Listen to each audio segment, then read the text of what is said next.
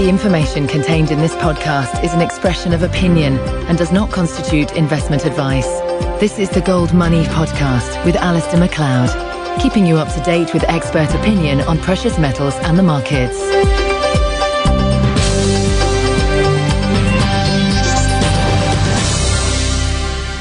Hello, this is Alistair MacLeod on behalf of Gold Money. And with me on the line from Nashville, Tennessee, is Bob Murphy, a leading economist of the Austrian School. Bob is an economist at too many academic institutions to mention, except perhaps for one, and that is the Ludwig von Mises Institute, where he does great work educating students and promoting Austrian economics to a wider audience. He is also an author of several books, including two of my favourites, The Politically Incorrect Guide to Capitalism and The Politically Incorrect Guide to the New Deal. He also runs a daily blog called Free Advice. Welcome, Bob. Thanks for having me. It's very much our pleasure.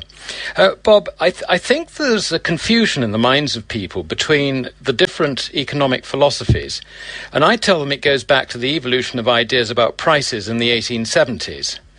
The mainstream neoclassicists, or Keynesians, think prices are predictable and can be modelled with supply and demand curves, giving rise to mathematical relationships that they can use as the basis for economic forecasting and even steering the economy through intervention.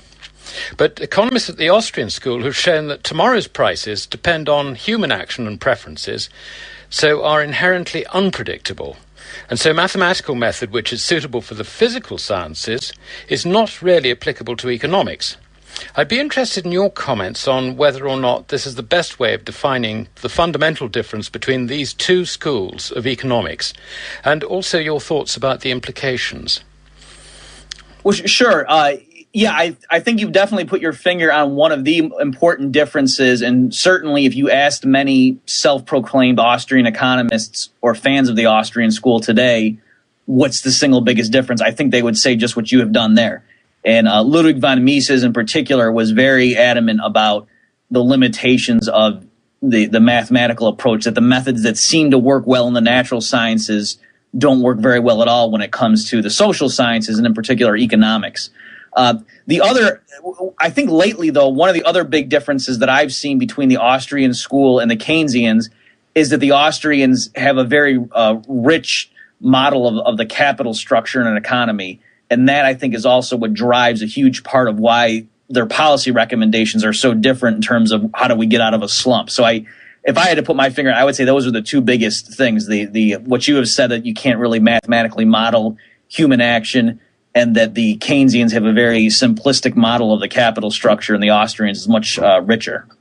Yes, and the Keynesians have got no sort of idea, if you like, of capital theory that the Austrians have. I mean, the Austrians have a very, very definite theory about the effect of interest rates on the productive structure and how, the degree of specialization that is allowed in that structure and all the rest of it, whereas the Keynesians don't seem to understand that if you interfere with interest rates, you can interfere with that structure with unpredictable consequences.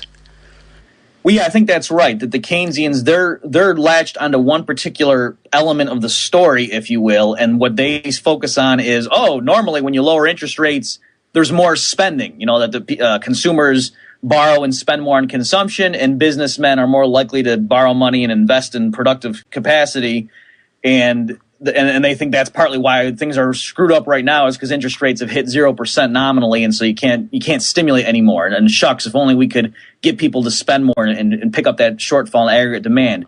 Whereas the Austrians, like you say, they realize that there's more to the economy than simply aggregate demand, that it matters in which sectors is expansion occurring, and that you can have an unsustainable boom where there can be this period of apparent prosperity because of artificially low interest rates that has certain sectors expanding, but in terms of like a 5 or 10 year cycle, it's just not sustainable, that the economy is making certain types of goods, and a few years down the road, the complementary goods aren't going to be available to make the whole thing come to fruition, and that's when the crisis sets in. Whereas for the Keynesians, they just say, for some reason people stop spending enough, the government needs to fill the gap, and they don't look at those underlying structural imbalances as being crucial to the story.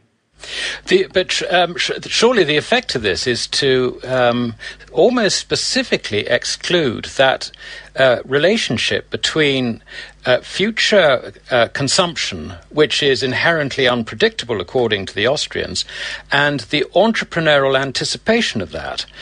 Because when government interferes, what they tend to do is to support the legacy industries, the ones that they understand, the ones maybe that they've had the representations to them about, and this isn't really where the future is. These are the businesses making things which are probably dying, which consumers are saying, well, that was yesterday. It was lovely yesterday, but, we're on to something else for tomorrow.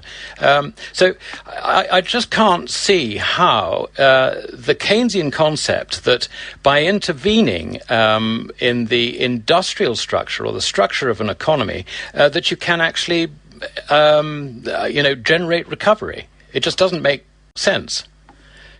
Well, yeah, I think you're exactly right that in the Austrian view, what's happening when there's a recession is that, yes, it's painful, but that's a necessary reallocation process. That's like the economy, as it were, so I'm speaking metaphorically, recognizing that, oh my gosh, during that boom period, we were doing things that were unsustainable, and so now we have to stop that stuff to recognize the error and make the best of a bad situation. And so certain productive enterprises that were unsustainable, they need to stop immediately, lay people off, stop using resources so those things can be channeled elsewhere where they're more urgently needed, and it's in a more sustainable pattern. And you're right, the Keynesian policymakers, they see this process, they don't like it. They're like, oh my gosh, unemployment's going up.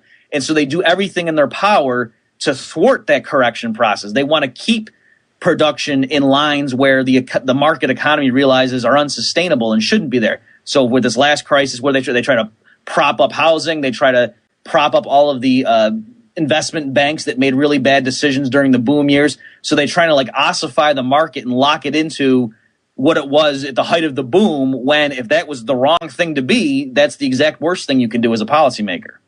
Yeah, no, I can understand that. And I mean, it all sort of makes the cynic in me sort of wonder if the economy can be propped up by Keynesian policies at the moment when perhaps the economy needs it, as it were, in their minds, then why don't they do it all the time? But of course, that's communism, and we know where that goes.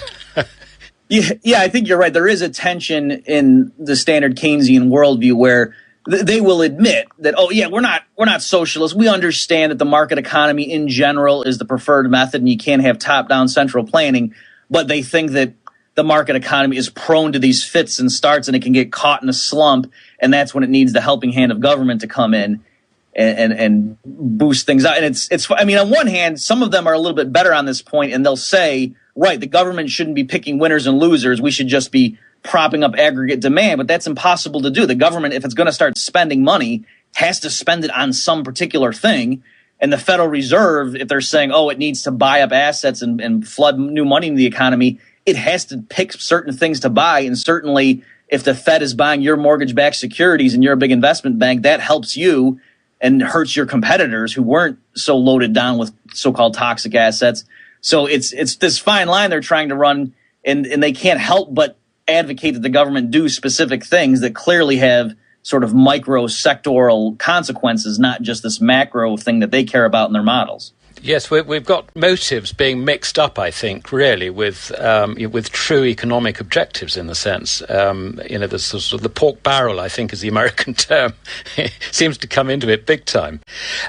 Moving on slightly from that, it seems to me that the Keynesian economists are completely incapable of learning from their mistakes. I mean, apart from the ordinary business cycle, we've got the biggest example, I think, is one that you've highlighted, and that is the Keynesians' view of the Depression is very much at variance with the facts. You made this point, I think, very well in your book, The Politically Incorrect History of the New Deal. But it's important today because Roosevelt's actions are being contrasted with Hoover's as a justification for increased government intervention. Isn't this a very serious problem of misrepresentation and misunderstanding? Yeah, I think so. That I don't know how it's taught elsewhere, but certainly in the United States, the standard view you get growing up when you take your basic American history course is that Herbert Hoover was this right-wing ideologue who just was vastly opposed to any sort of federal intervention in the economy, and they say, and that's why the stock market crash of 1929 led to the Great Depression, and oh, thank goodness FDR came in and then saved the day by expanding the role of the federal government. And so, like as you mentioned in my book, I just go through and show that that's not true under just about any criteria you want to look at. Even something that the Keynesians care about, like deficit spending, Herbert Hoover was only a tad less, his budget deficits as a share of the economy were only a little bit less than FDR's in the first few years when he came into office. And so it really just, the story on the face of it doesn't make sense that the Keynesians are trying to explain and say that Herbert Hoover was this tightwad fiscal austerian and FDR was this generous spender, and that's how you can explain the timing of the recovery and so forth. It just, the facts don't make sense for their story. Yes, it's extraordinary, isn't it, how, the vested interest to read a story a certain way. I mean, the more you look at it, it seems to me that the cult in economics is actually neoclassical Keynesianism rather than Austrian. And I think it's just that people don't actually understand Austrian economics because the origins perhaps were German rather than English. But anyway, I think that's interesting because we've certainly established a number of bullet points, and I think the futility of mathematical method, I think, is desperately important, and the distortion of history. And incidentally, the economic historians here produce exactly the same story as they do in America. That Hoover was bad, FDR was good, and that's a justification for yet more money printing or intervention. Turning to current events, we had a banking crisis about 5 years ago. And this was not foreseen by mainstream economists, yet it was predicted by the Austrians. Bob, in your opinion, why was this? Well, I think the Austrians tend to focus on the things that are truly significant for explaining the business cycle, and many of them recognize that it was. I'm more familiar with the U.S. perspective that Alan Greenspan during, after the dot-com crash in 2000, 2001 brought interest rates down to levels that they hadn't been in decades. And that went hand in hand with the fall in mortgage rates and the rise of the housing bubble. So there were plenty of Austrian economists as that housing boom went on that were pointing out that this is due to Fed intervention. This is due to monetary policy. This isn't a sign of a healthy, robust recovery like other people were saying. So I think that really just goes back to the heart of what the Austrian school has to offer, is that they understand that the interest rate is a price, and if the Fed comes in and tinkers with that, or the ECB or whoever, and tinkers with that, it's going to set up an unsustainable boom. And it might give this appearance of prosperity, but ultimately those assets are going to get marked down, and so that would lead to a banking crisis if all these banks are sitting on these assets. Yes, indeed. In fact, it was a series of booms, because I think the first boom and the real top, if you like, in one sense, was the dot-com boom at around about the turn of the century. And I remember quite distinctly there was a moment, I think it must have been about 2002, 2003, the S&P had more or less halved. There was a feeling that everything was tanking, and how on earth do we get out of this? And then, it was the printing machine, the money printing machine, was really cranking overtime in America with interest rates, as you say, and that seemed to solve the situation. But then you got the secondary asset boom, which really was residential property, other assets like that. And we had exactly the same thing here. So, and now we've got a banking crisis. So we've got obviously, inevitably, we've now moved into a situation where I think that in the United States and elsewhere, everyone's trying to avoid write-offs on overvalued capital assets. They're avoiding facing up to the accumulated mountains of debt. They're avoiding addressing wasteful spending. And all the while, they're destroying valuable savings. So zero interest rates are behind this, and they're not resolving the problem. I mean, as a student of the Depression, do you get a sense of déjà vu, and where do you think this is going to end? Yeah, I do get a sense of that, and I think your analysis is exactly right. And it's funny that people, just standard conventional financial news stories, if people remember this, starting like in 2007, but particularly in 2008, after the September and October, when the crisis really kicked in, the stories would often start talking about what the central banks were doing or what the governments were doing by saying, not since the 1930s has there been such a coordinated response by policymakers worldwide. And so you want to say, well, wait a minute. If the last time they tried this stuff, it led to a decade of depression, why are we doing the same stuff this time? It's just so ingrained in their mind that they think that this stuff is helping, that when you print money, other things equal, that helps the economy, or when the government runs a budget deficit, that's good for boosting the economic growth. And they just take it for granted that, oh, well, gee, if the last time we did it on such a large scale, we had the worst depression in world history in the 30s, that must just be a coincidence. That must be because the situation was so bad that the patient needed more medicine back then. They never stop and consider maybe what we're doing is actually poison, and that's why the 30s lasted so long, because governments were doing unprecedented things back then.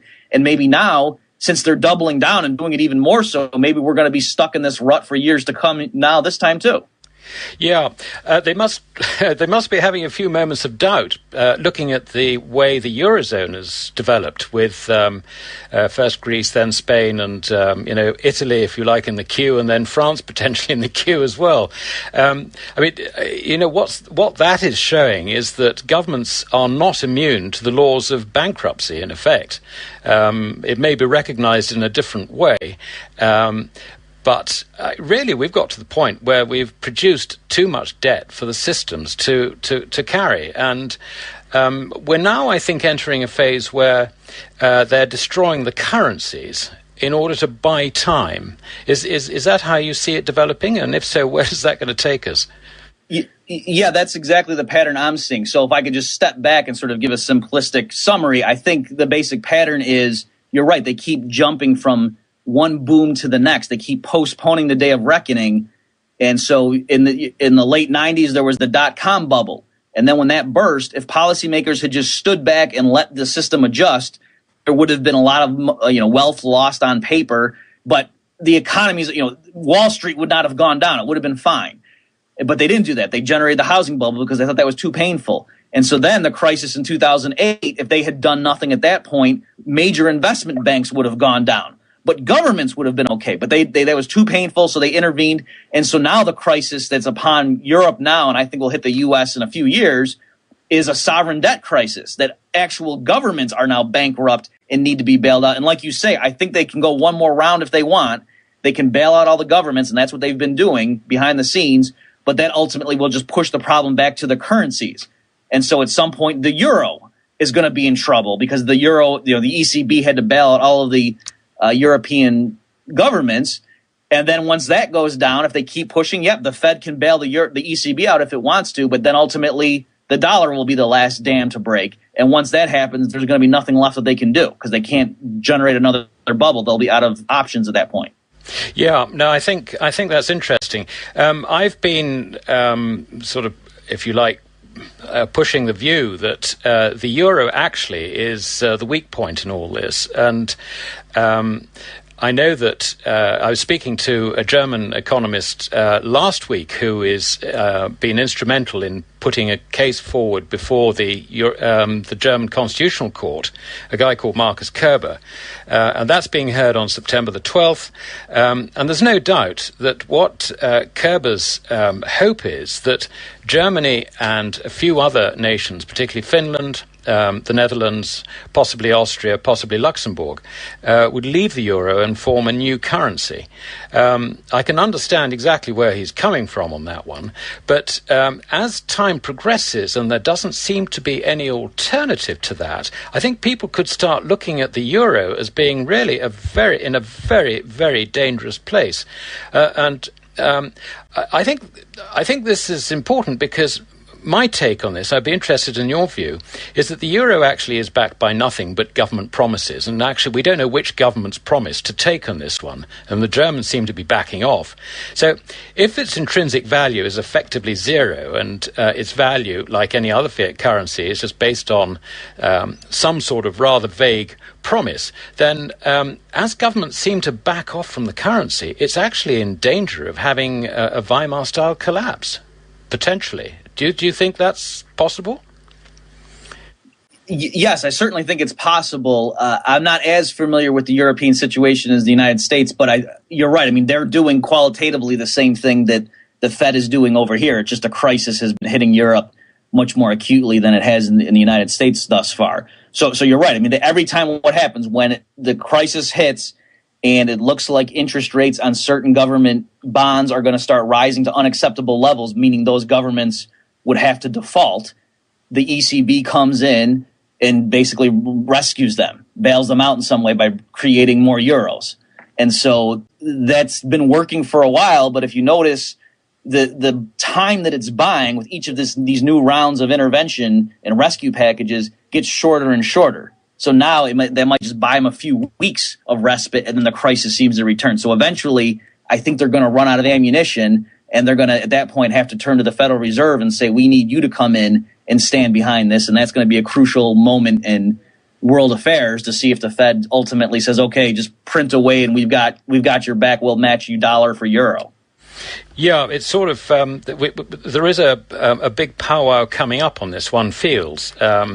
Maybe involving the IMF, SDRs, I don't know, anything they can invent rather than sound money, if you like.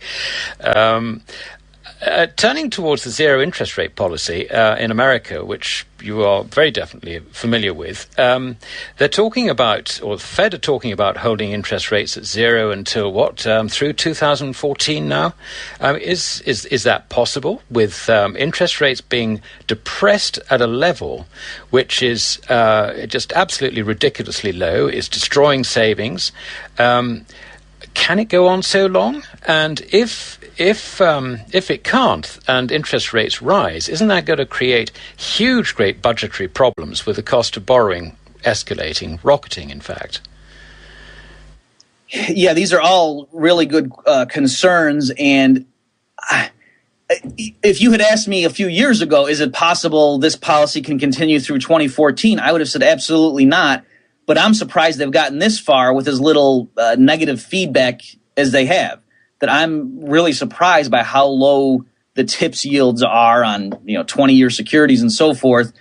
And it's hard to disentangle the motivations. Is it just that investors are so pessimistic they're willing to hold on to government bonds even though they think they're going to get killed with price inflation and they don't care because they see no other alternative?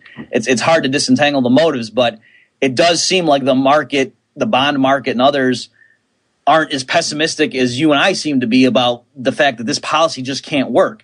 And again, maybe it just goes back to the fact that the Austrian school and people who understand their perspective understand that interest rates serve a function in a market economy. As you mentioned, they help match saving with investment. And if you keep interest rates at zero, why are people going to be saving? And that's going to lead to problems. That's going to have structural imbalances. An economy can't recover from a bad depression if people don't have the motive to save. Yeah, exactly. I suspect that the reason that interest rates have remained so low so far has been that there are greater risks elsewhere. I mean, particularly with the Eurozone. And so money is sort of piling up in the relative safe havens. It's a sort of the most attractive horse in the glue factory or something, I think. Yes. is the expression. Would you think that's there's some sense in that or not?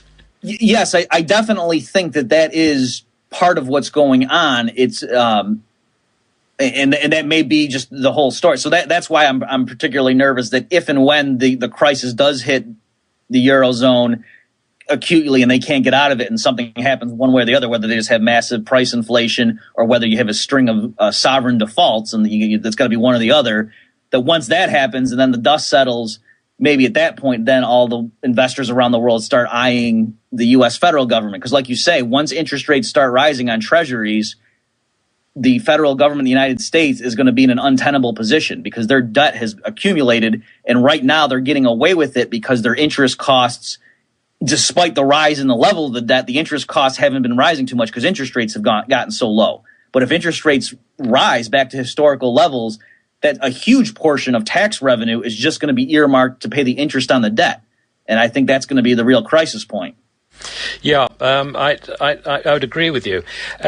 So, I mean, at that stage, perhaps, we're going to begin to see the dollar come under pressure as well.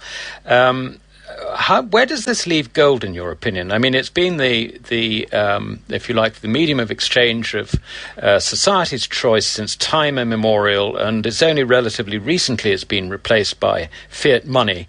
Do you see gold coming back? I mean, we see the prices been rocketing over the last few days, maybe coming out of a period of torpor. What's your instinct on gold, Bob? Yeah, I mean, I don't have a strong feel for short-term movements, but I definitely think anybody who bought and acquired physical gold right now would certainly not regret that 5 years from now. That he wouldn't be kicking himself 5 years from now saying, oh, why did I buy so much gold back in 2012? I don't think that's going to happen at all. I think the only long-term direction for the price of gold quoted in dollars or euros is up, because I don't see any way they're going to get out of this except by printing. And I think they will try printing until they'll see what a disaster it is, but they're going to give it a shot first and would only back off once you have massive price inflation.